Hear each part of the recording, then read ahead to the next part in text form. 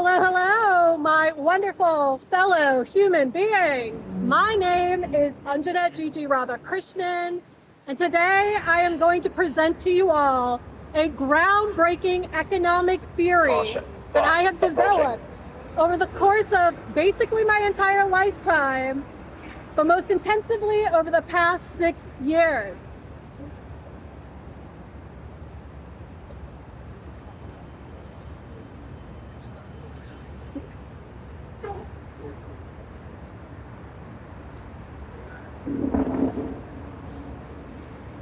Now, I have developed a thesis that is worthy of the Nobel Prize in Economics.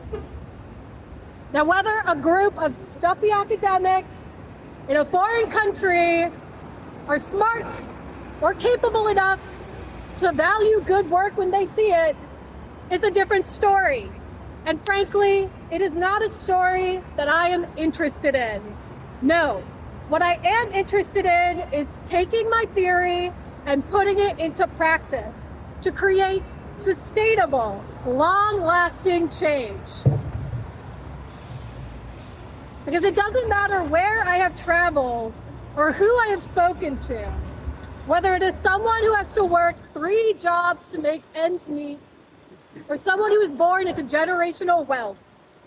It doesn't matter the background of the individual. When I talk to people, they tell me that this system does not work. In fact, I can count on my hands the number of truly satisfied, truly fulfilled people in my life. And a society that produces that few number of individuals who are capable of consistently enjoying their lives is a society that is failing. So, if you are like me, and you are sick and tired of suffering, and you are sick and tired of seeing others suffer, and you are sick and tired of seeing this planet suffer, I have good news for you. I have the solution. Now, right about now, you are probably wondering, who the hell is this woman? Where the hell did she come from? Is she okay? Is she grandiose? Is she crazy? Well, rest assured, my doubting Thomases, I am not only perfectly sane, I am extremely educated and extremely qualified. Beyond that, I have had the widest range of human experiences, from being severely depressed to being manic, from being comatose to being entirely psychotic, from being involuntarily committed twice to fully recovering from a severe mental illness.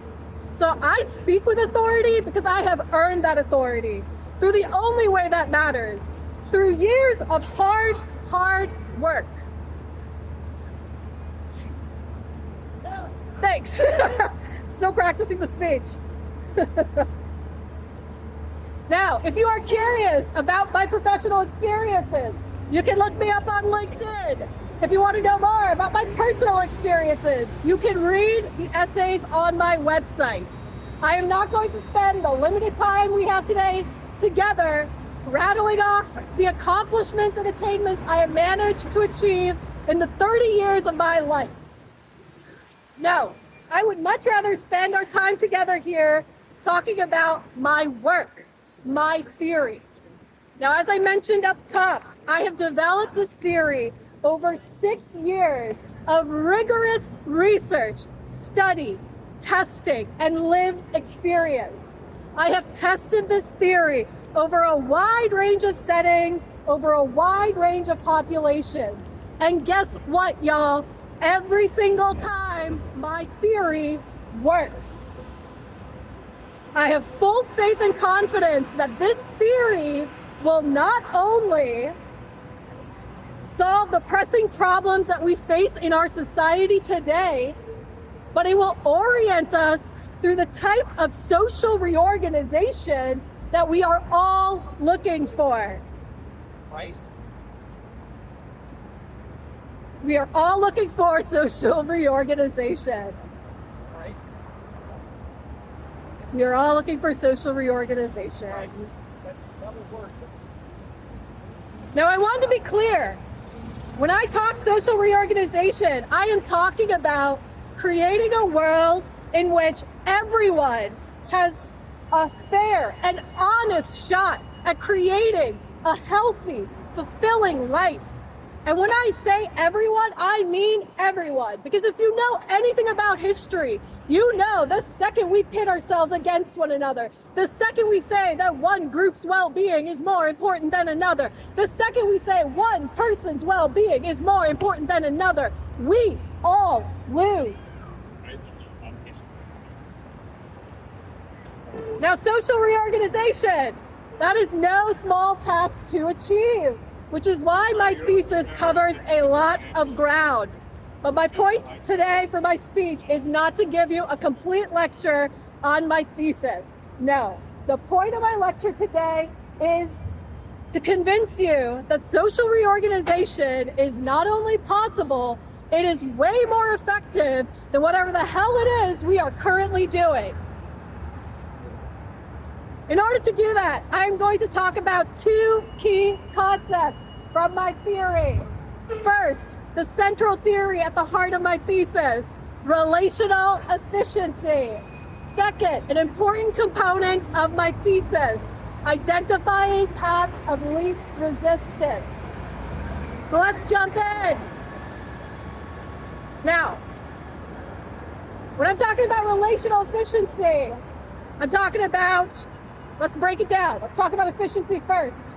Now, the search for efficiency drives the vast majority of human behavior. Why? What do we mean by efficiency? By efficiency, we mean maximizing the time and input that we put into our efforts in order to maximize the value we create. Us humans, we don't know how much time we have left in our lives. We only know that it is limited. That means all of us are constantly looking to maximize that time. So efficiency, the search for efficiency itself, in that way, is not a bad thing, right?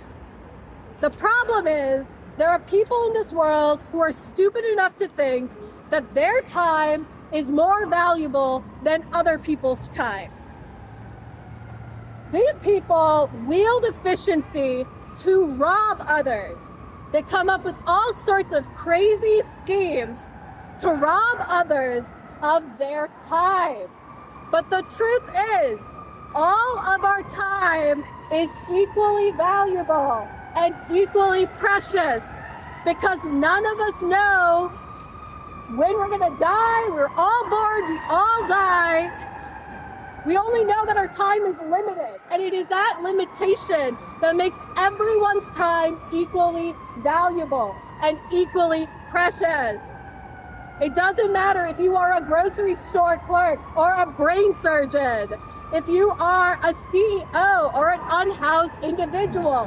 1 hour of your time is intrinsically as valuable as another person's time.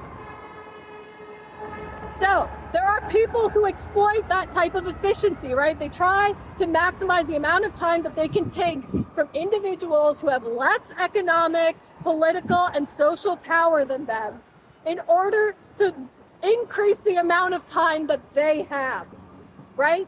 But efficiency itself is not the bad guy, right? Much like any other tool in society, whether it is artificial intelligence or social media, machines, or academia, what matters is how you conceptualize the tool and how you wield it.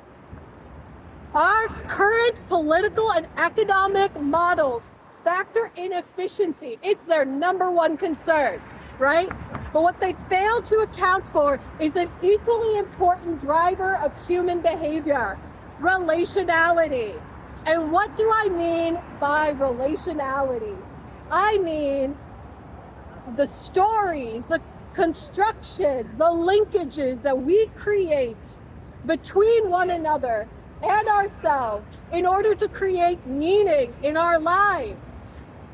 Now, relationality, we maximize it because humans are social creatures. We need relationships in order to survive, but to thrive and to meet our fullest potential. So my theory melds these two concepts of relationality and efficiency to create a theory that I have termed relational efficiency. Now, this theory argues that maximizing efficiency depends on us maximizing the relationality that we hold between one another. The best way I can explain my theory to you is by giving you specific examples. Take, for example, on the individual level, you can maximize your relational efficiency by thinking through how you work with the objects within your space, whether that is an apartment, a home, a room. You place those objects in specific places because you have specific relationships with each of those objects.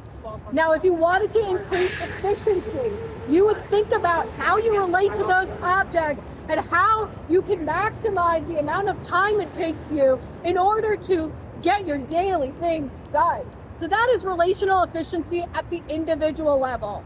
Let's take it a step further. Let's think about family ties. And this is really where the power of relational efficiency comes in, right? Because the closer your relational tie is to somebody, the more accurately you will be able to predict what they need, right? You are more likely to know what your mother wants for dinner than a politician in Washington, D.C., right? And why is that? Because you are relationally tied to your mother. The politician in Washington, D.C. is not tied to your mother in any real relational way. So, the closer you are to a social unit, whether that is the family, the friends, the loved ones, whether it's larger, your community, the closer you are, the more accurately you will be able to predict what are the specific ways that those individuals' basic needs can be met, right? So we're talking that bottom-up type of solution, but we're going to really focus on the relational ties in order to meet the specific needs of individuals. In my thesis, I go further into the different levels with which relational efficiency can be applied. I list out 10 basic needs that humans need in order to not only survive and thrive, but to meet their fullest potential. In order for people to meet those needs in specific ways, the closer you are relationally, the more accurately you will be able to approximate what those individuals actually need. So that is just a small sampler of the power of my economic theory, relational efficiency. Now, I'm going to talk about an important component to my theory, and it is a component that I have called identifying the paths of least resistance. What do I mean by this? I mean the most effective solution to any problem is the solution that flows along the easiest logical pathway, right? We all do this naturally without thinking about it. Take, for example, at the individual level. You're trying to lose weight. That's the problem. You're trying to lose weight. Now, you hate going to the gym. That's going to be the path of most resistance for you. Instead of trying to do that, which will take a lot of internal energy for you to do, and it will be really hard for you to maintain consistently over time, let's say you really enjoy taking long walks with your dog in the neighborhood. The path of least resistance would be to increase the time that you spend walking with your dog or choosing routes that are more complicated and with elevation changes, right? So that's at the individual level, but let's talk at the community level. At the community level, a crisis that we are all facing today is that of the houselessness crisis. Now, some of the solutions that have been proposed include building new housing for individuals who are currently unhoused. Now, that is a path of significant resistance, right? Because not only does that take a lot of resources and a lot of time, it requires a lot of buy-in from the community, and that is difficult to get because people are biased and prejudiced. That is an uphill battle. Instead of doing the path of most resistance, an alternative would be to repurpose vacant buildings that are already available and provide a roof over people's heads. It is much more likely and much more easier to get buy-in from the community for resources that already exist. So that is another way that identifying paths of least resistance can help solve some of the major problems we are facing today. Let's take it to the societal level. When we are thinking about creating change at the societal level, doing it overnight is going to be the path of most resistance, right? That's not going to be easy, and it's not wise to do it that way either. Rather, what would be the path of least resistance would be to find areas in which interests already overlap. What are the problems that everyone can agree on? Can we solve those problems first instead of trying to solve everything at once? Once you start at that level, you are going to get more and more buy-in. And as you get more and more buy-in, you build sustainable momentum. So that is how identifying paths of least resistance help us in order to create societal reorganization. Now, in any change movement, there are always three groups. 1, the change makers. 2, the system profiteers. 3, the status quo supporters who are just looking to live a stable life. In order for any change to be sustainable, you need to be able to get, I'm in the middle of the speech. I support what you're doing. Thanks, appreciate it. The important thing is finding where those three interests overlap naturally. And it is important to understand and respect the viewpoints and standpoints of each of those groups. You may not like them. You may not like these different groups. But in order for sustainable change to happen, you have to identify where the interests overlap and make the change happen there. So that again is how identifying paths of least resistance helps us build sustainable momentum and energy over time. How do we know what actions ensure the smoothness of transition? It starts at the individual level. It starts with a deep awareness of yourself and your needs. What makes you happy? What are you missing? What do you need from yourself, from your community in order to achieve your goals? Without that deep and grounded sense of self, you will not be able to create change at a larger societal level. So maximizing relational efficiency at the individual level first is really important, because if you do not know what you need, how are you going to ask for it? How are you going to help others if you are not fulfilled? So, take a little break here.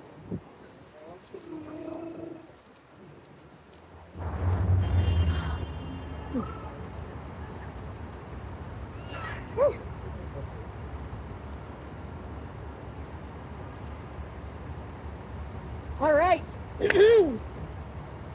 And that is why maximizing relational efficiency and identifying paths of least resistance are prerequisites for any effective social reorganization strategy.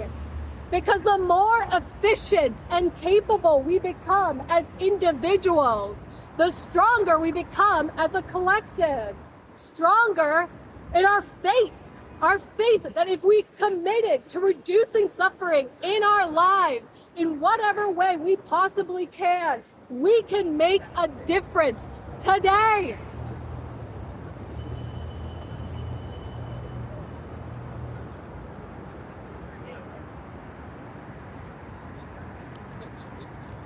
Because I don't know about you, but I am tired of seeing people die.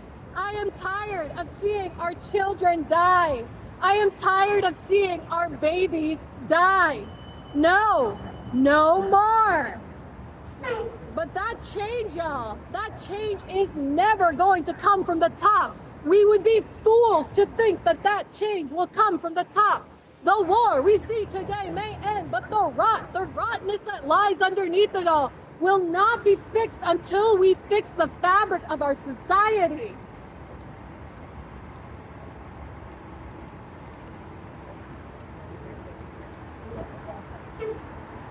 Because the truth is, all we really have control over is our own minds, our own hearts, and our own actions. And that may not seem like a lot, but in reality, that is the most powerful truth there is. Because the second we realize that we have the power in order to reduce suffering in our daily lives in whatever way we possibly can, the more people we wake up to the fact that they too have control over their own minds, their own hearts, and their own actions. And the more people who wake up to that fact, the more people we wake up to that fact, the more people we wake up to that fact, the stronger we become in our faith that we can create a world in which the kinds of people who are capable of squeezing their eyes shut and pulling the trigger on another individual becomes a form of social suicide. Because the truth is, the number of people who wish to see peace in this world far outnumber those who wish to instigate violence. Those who wish to instigate violence, they feed off of our sense of helplessness, our search for stability, our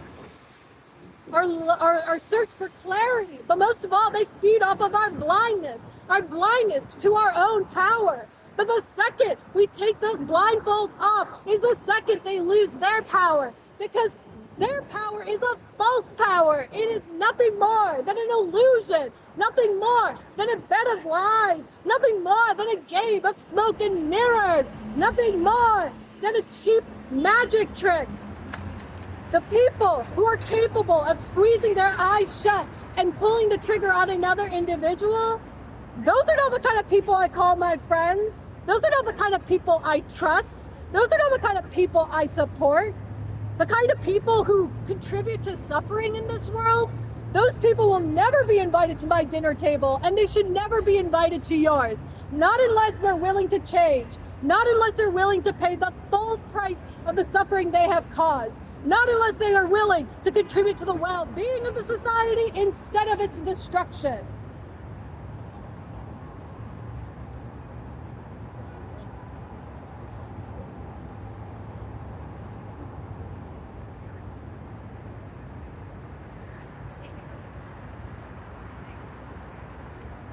Now, all of that being said, we all have big choices coming up here in a few weeks. When I've traveled across this country, I have talked to people from all over the political spectrum, and it doesn't matter who I have talked to, no one is happy with the choices that they have. And I'll be honest, I'm not happy with the choice I have either. Because even though it is an incredible achievement for the candidate and the party, neither of the candidates are talking about the kinds of change that we need today.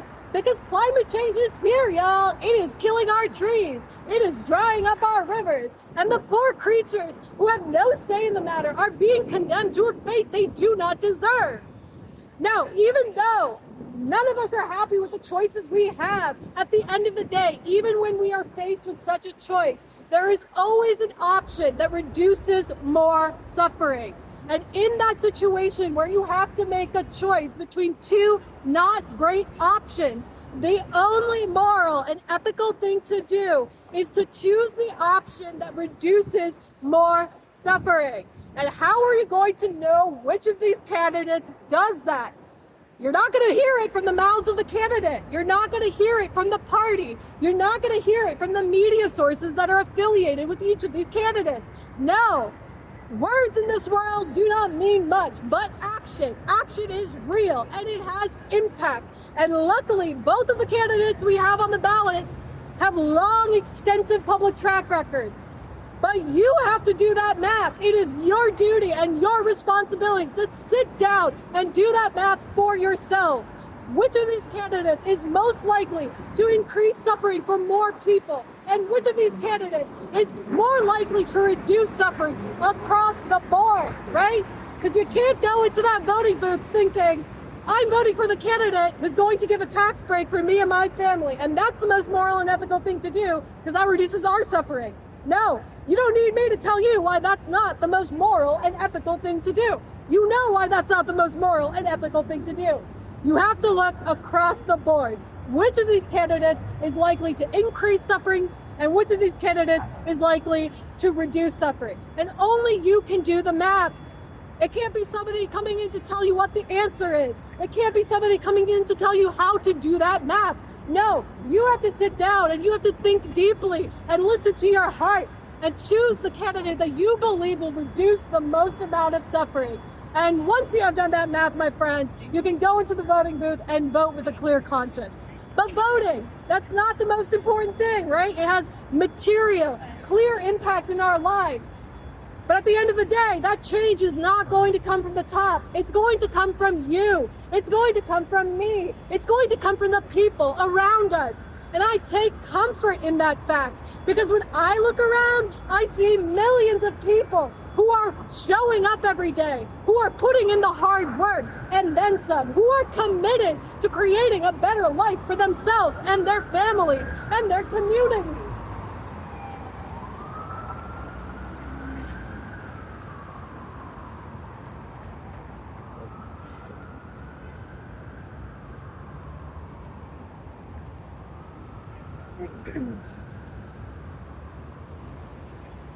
But the problem is, so many of us are burned out. And why are we burned out? Because we are giving 110% of our time, our energy, our hearts to people who simply do not care.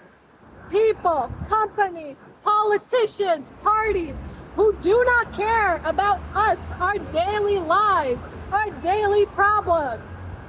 So instead of doing that, give them 80%. I guarantee you, if you only gave your current position 80% of your effort, you would be able to meet the requirements sufficiently. So give 80% to your professional or civic life. Keep 10% for yourself. Although, honestly, those percentages should be switched, right? In the ideal world, those percentages are switched. So give 80% to your professional or civic life. 10% you keep to yourself. And the other 10% you give to your community, the people who are immediately around you, where you actually have control, where you can make a real impact immediately, right? Give to the people that you see on the streets in your neighborhood, the ones who are too sick to keep down a job. Give to the children in your community who need structured opportunities to learn from one another and their community.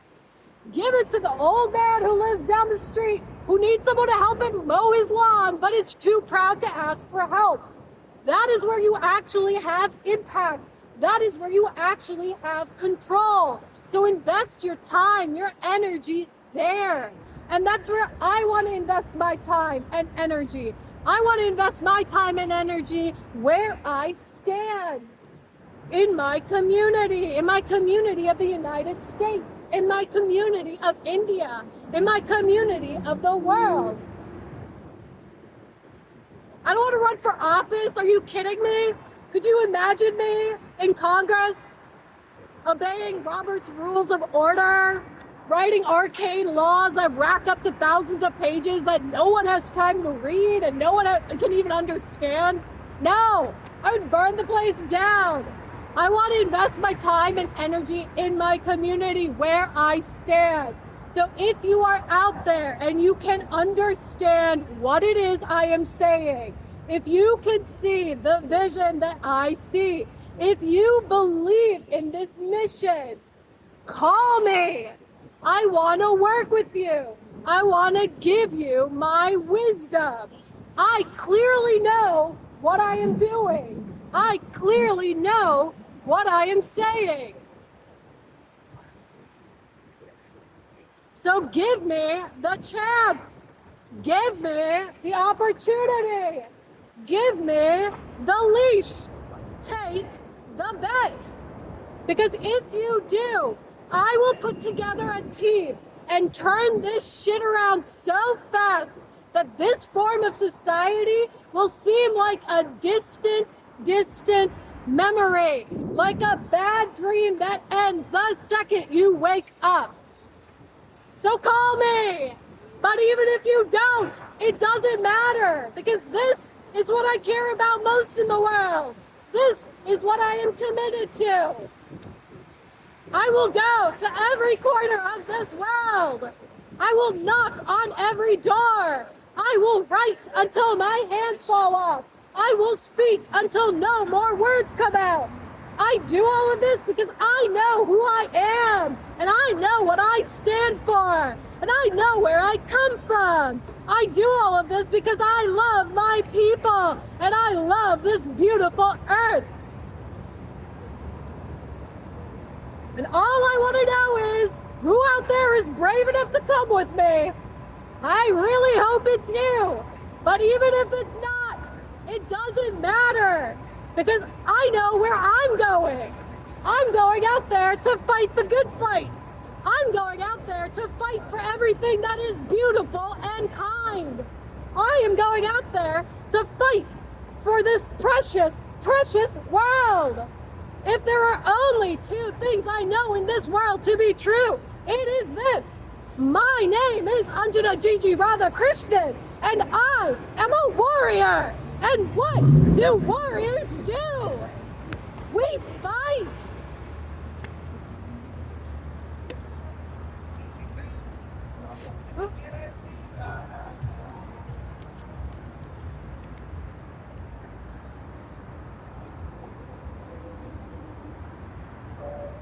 Ugh. I don't know if you can tell, but I am an Aries, and we are a fiery bunch. But contrary to everything you may have seen today, I actually don't like fighting. I would much prefer singing, dancing, laughing, having a good ass time. But this world doesn't really leave a woman with much choice. But in honor of the world that we would like to create, a world full of art, beauty, music, love, a good time, fun, I am going to perform for you 2 songs. These are 2 songs that are very important to me. The first song is a Johnny Cash song. It's really the defiance of the lyrics that does it for me. So here we go.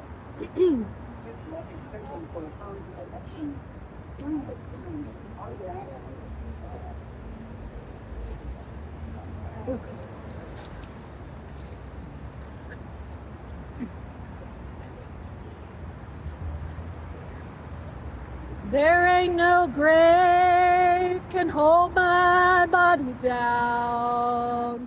There ain't no grave can hold my body down. When I hear that trumpet sound, I'm gonna rise right out of the ground. There ain't no grave can hold my body down. Now look down o'er the river. What do you think I see? I see a band of angels, and they're coming after me. There ain't no grave can hold my body down. There ain't no grave can hold my body down. Now look o'er yonder, Gabriel. Put your feet on the land and see. But Gabriel, don't you blow that trumpet till you hear from me. There ain't no grave can hold my body down.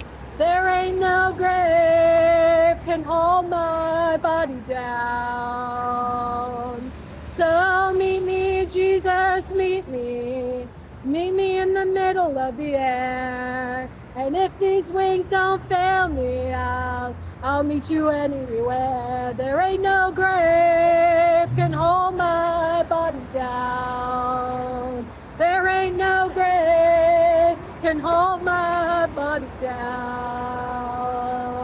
So meet me, mother and father. Meet me down the river road. And mama, you know that I'll be there when I check in my load. There ain't no grave can hold my body down. There ain't no grave can hold my body down. There ain't no grave can hold my body down.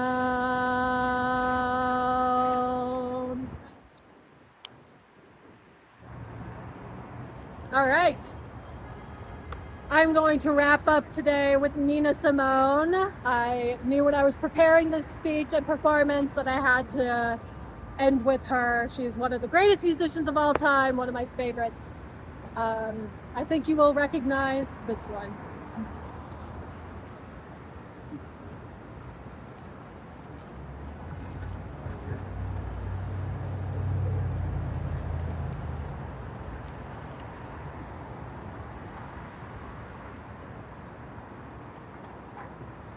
Birds flying high,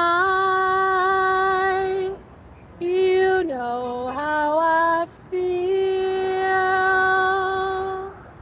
Sun in the sky, you know how I feel.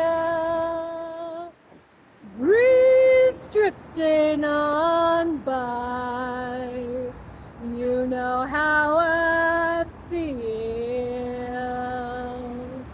It's a new dawn, it's a new day, it's a new life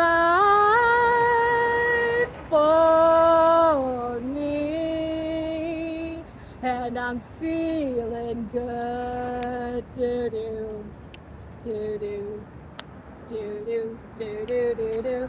Fish in the sea, you know how I feel.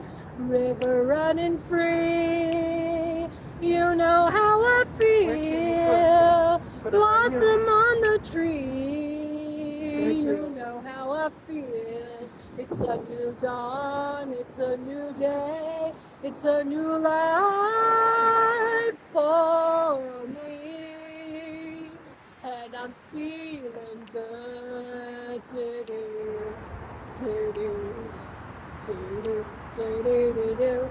Dragonflies out having fun, you know what I mean, don't you know? Butterflies out in the sun, you know what I mean. Oh, sleep in peace when day is done, that's what I mean. And this whole world is a bold world and a new world for me, and I'm feeling good. Do-do, do-do, do-do, do-do, do-do. Stars when you shine, you know how I feel. Scent of the pine, you know how I feel. Oh, freedom is mine, and I know how that feels. It's a new dawn, it's a new day, it's a new life for me, and I'm feeling good.